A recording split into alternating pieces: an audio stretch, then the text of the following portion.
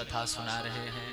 राम कथा सुन के आपने जीवन जीना सीख लिया होगा। अगर आपने राम कथा ध्यान से सुना होगा, अब की बार भागवत को सुन करके जीवन को मरना सीख लीजिए।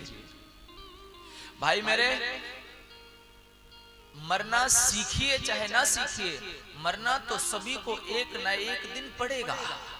सही है कि नहीं? इस पंडाल में कोई एक व्यक्ति ऐसा नहीं है जो खड़ा होकर कह दे गुरुजी मैं नहीं मरूंगा।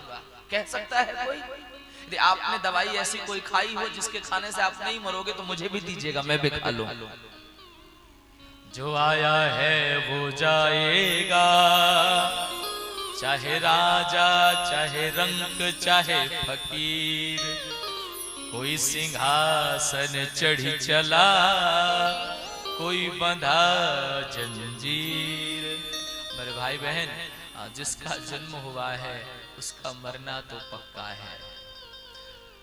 पिछली बार आपने मिला है वो इसलिए मिला है कि हम इस प्रकार से मरे कि हमें दोबारा मरने का मतलब दोबारा जन्म ही ना हो, भगवान के हम धाम को चले जाएं। रात के 12 बज रहे, अजनबी शहर में हम पहली बार गए, लोगों ने कमरे में रोक दिया। रात को 12 बजे लाइट चली गई, डर लगा, कमरा थोड़ा अंधेरा है। अब आपको पता नहीं हो कि दरवाजा कहाँ है तो आप क्या करोगे? दीवार का सहारा लेके घूमना शुरू करोगे। सही है कि नहीं? अच्छा, दरवाजे के सहारे हमने घूमना शुरू किया। हमने माने ये संकेत आप सबकी कथा है, ऐसा नहीं समझ लेना गुरुजी अपने को सुना रहे हैं। हमने दीवार का सहारा लिया, हम घूमना शुरू करे, दरवाजा मिलेगा तो हम बाहर निकल के जाएंगे। अच्छा, दीवार के सहारे हम आगे बढ़ते गए, दरवाजा आने वाला, आ गए हो आप तो सौभाग्यशाली हो। निकलने का प्रयास करो, भगवान तक जाने का प्रयास करो। मैं बार बार एक चीज कहता हूं भैया, दो काम सिर्फ इंसान कर सकता है, दो काम सिर्फ इंसान कर सकता है, बाकी पशु भी करता है। परिवार का ख्याल, भोजन, घूमना फिरना, शरीर के सफाई का ध्यान रखना, ये सब पशु भी करता है। मनुष्य ही एक ऐसा व्यक्ति है जो दो काम अलग से कर सकता है। पहला वो मुस्कुरा सकता है और दूसरा वो माला लेकर के भगवान का भजन कर सकता है।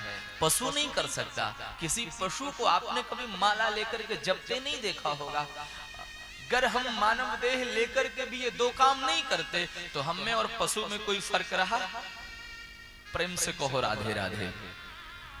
खाना पीना खा के आए होंगे, थोड़े जोर से कहिए राधे राधे।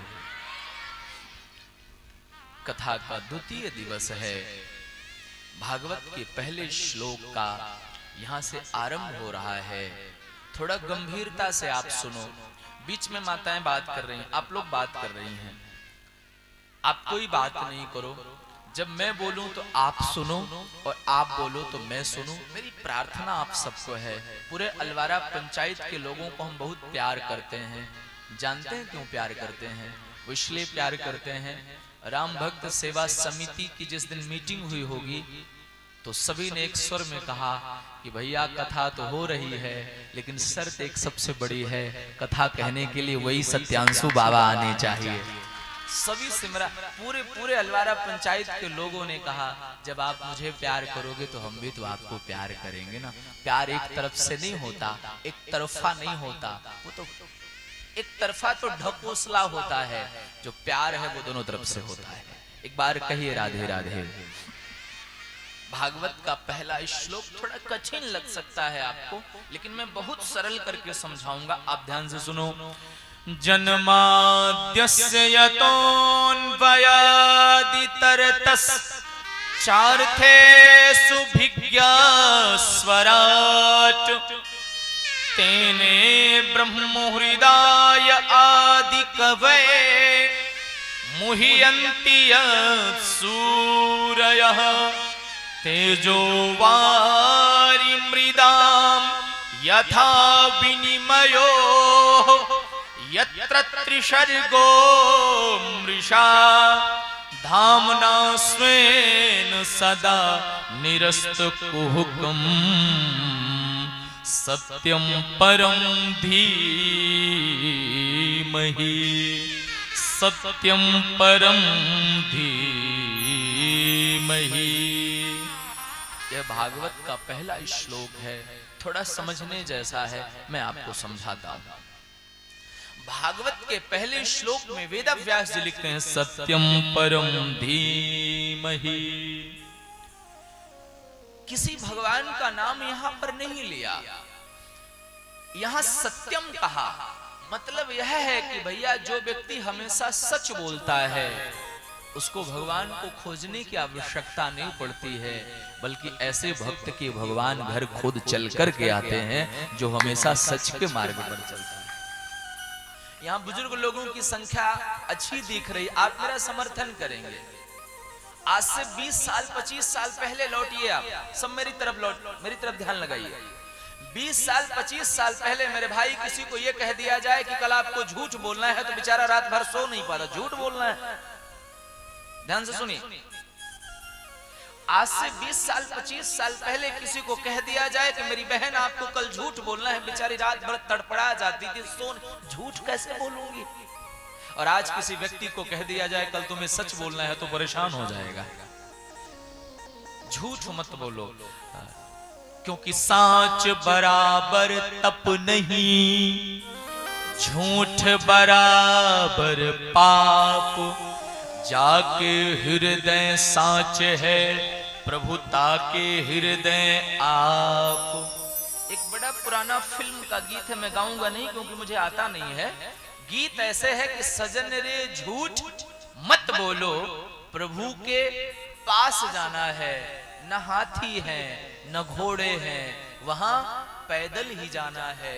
सजन रे झूठ मत बोलो। पर आज के समय में थोड़ा उल्टा हो गया है, आज के समय में हो गया सजन रे सच मत बोलो। क्योंकि झूठ तो व्यक्ति के भी, एक बात ध्यान रखो आप, अगर आप भगवान की भक्ति करना चाहते हो, सब लोग हंसने मुस्कुराने के साथ मेरे मूल बात पर रहिए। मूल बात कि अगर भगवान के भक्त बनना चाहते हो तो झूठ बोलना बंद करो। किसी को आप झूठ बोल देते हो, इधर सुनो आप, किसी को आप झूठ बोल देते हो तो उस झूठ को छुपाने के लिए 10 और झूठ आपको बोलना पड़ता है, सही है कि नहीं। आपने अपने पति को फोन किया, क्यों जी कहाँ हो? अब पति गया था देवघर पिक्चर देखने। अब ये कह देगा पिक्चर देखने आया हूं, तो पत्नी घर आने पर बेलन से खोपड़ी फोड़ डालेगी। पति ने कहा नहीं नहीं, मैं पिक्चर देखने नहीं आया, मैं तो भगवान का दर्शन करने आया हूं वैजनाथ धाम। तो पति को यह याद रखना पड़ेगा कहीं पत्नी ना आ जाए, सही है कि नहीं। किसी को आप एक झूठ, बच्ची किसकी है भाई, बैठा हो इसको, चप्पल पहन के और आई है सामने, किसकी बिटिया है? राधे। मेरा मतलब यह है मेरी भाई बहन, किसी को आप एक झूठ बोलते हो। अच्छा, मोबाइल में एक चीज लगती है जिसका नाम होता है चिप। आप जानते हैं चिप क्या बोलते हैं आपके यहाँ? मुझे नहीं पता, चिप ही बोलते होंगे। वो 2GB 4GB 8GB 32GB 64GB आती है, उसमें वायरस होता है। यदि जीबी में आपके चिप में वायरस भर गया तो आप उसमें चीजें बहुत कम डाल सकते हो, उसको साफ करना पड़ेगा। ऐसे ही हमारे भीतर जीबी है, किसी के भीतर 2GB है, किसी के भीतर 4GB है, किसी के भीतर 16GB है, किसी के भीतर 64GB है। टीवी के ऊपर एक छोटा सा बच्चा 2-3 साल पहले आपने देखा होगा, नाम था कौटिल्य। उसको इतनी चीजें याद हैं जो मुझे भी और आपको भी नहीं याद होगी। कितने देश हैं, कौन से देश का कौन सा प्रधानमंत्री, कौन सा राष्ट्र, उसको सब याद है। कौन से देश की सीमा, कौन से देश, सब उसको याद है। शायद उसके मेमोरी, उसका मेमोरी कार्ड शायद 64GB का होगा। भाई एक चीज याद रखना, जो इसमें भरने का वायरस है, उस वायरस का नाम है झूठ। कोशिश करो कि सच ज्यादा से ज्यादा बोलो, झूठ कम से कम बोलो। आज उल्टा हो रहा है, आज का व्यक्ति झूठ ज्यादा से ज्यादा बोलता है, सच को कम से कम बोलता है। उदाहरण से मैं आपको समझाता हूं। एक 75 साल की माताजी हैं, ध्यान से सुनिए। कितने साल की माताजी हैं? 75 साल की माताजी हैं। उनके मायके से एक व्यक्ति आया, उस व्यक्ति को देखकर के माताजी बड़ी जोर जोर से रोने लगी। लोगों ने कहा भैया मायके का व्यक्ति तो माताओं बहनों को बहुत प्रिय होता है कि नहीं? मायके से कोई आ जाए तो माताएं बहुत खुश। मेरे माँ जानते, सुनो जी, आज हमारे भैया आए हैं, आज हमारी भाभी, मेरा भतीजा। जब भी मायके की बात करेंगी तो मेरा लगाएंगे, मेरा भतीजा, मेरी भाभी, मेरे पापा, मेरी मम्मी। को सही है कि नहीं? वो रोने लगी तो लोगों ने कहा आपके मायके से व्यक्ति आया है, आपको तो हंसना चाहिए।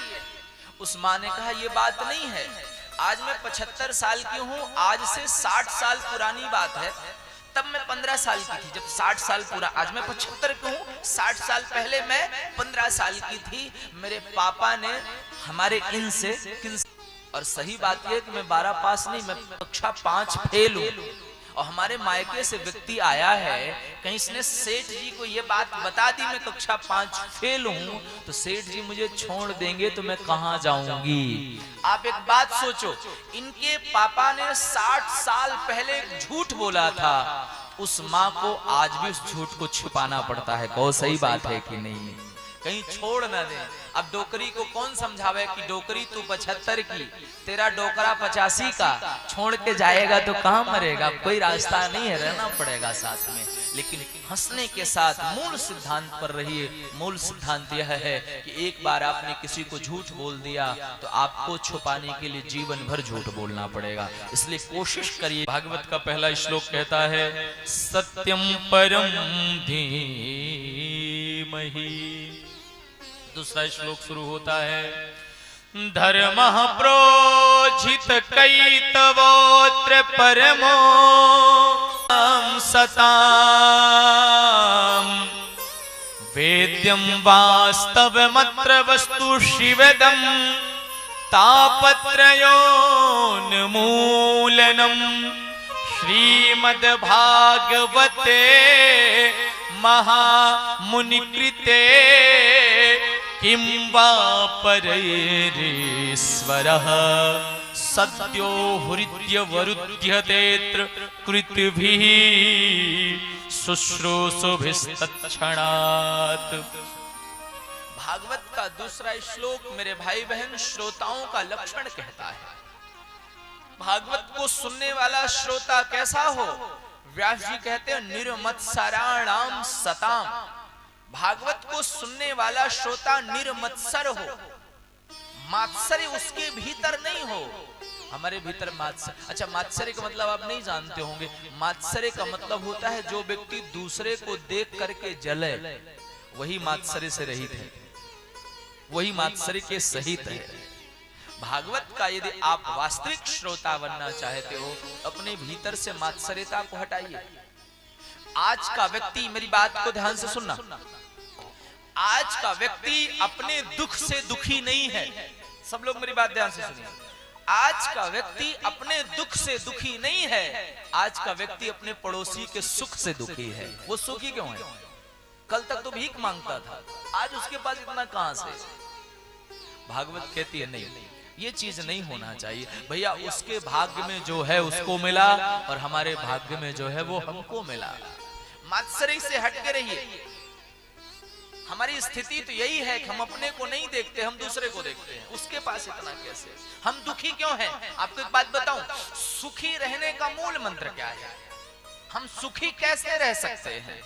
कोई मंत्र हो गुरुजी तो बताइए उसको। नहीं, सुखी रहने का केवल एक मूल मंत्र है, परमात्मा ने जितना दिया है उसी पर खुश रहिए। तेरी, एक बड़ा पुराना फिल्म का गीत है, तेरी मेहरबानी का है बोझ इतना, उसी को उठाने के काबिल नहीं हूं। मैं आ तो गया हूं मगर जानता हूं तेरे दर पे आने के काबिल नहीं हूं। तेरी मेहरबानी का है बोझ, जितना भगवान ने दिया खुश रहिए। एक व्यक्ति के घर में भोजन था, दो लोग भोजन करने उसके घर गए। जब दोनों निकले तो एक हंस रहा था, एक रो रहा था। हंसने वाले को किसी ने पूछा तुम हंस क्यों रहे हो, और रोने वाले को पूछा तुम रो क्यों रहे हो। हंसने वाले ने उत्तर दिया, भैया मैं इसके घर भोजन करने आया तो मैं जानता था पूरे गांव का सबसे बड़ा कंजूस आदमी यही है, पेट भर भोजन कराए दे तो वही बहुत है। उस व्यक्ति ने पेट भर भोजन कराया और भोजन कराने के बाद 20 रुपया दक्षिणा भी दिया, इसलिए मैं खुश हूँ।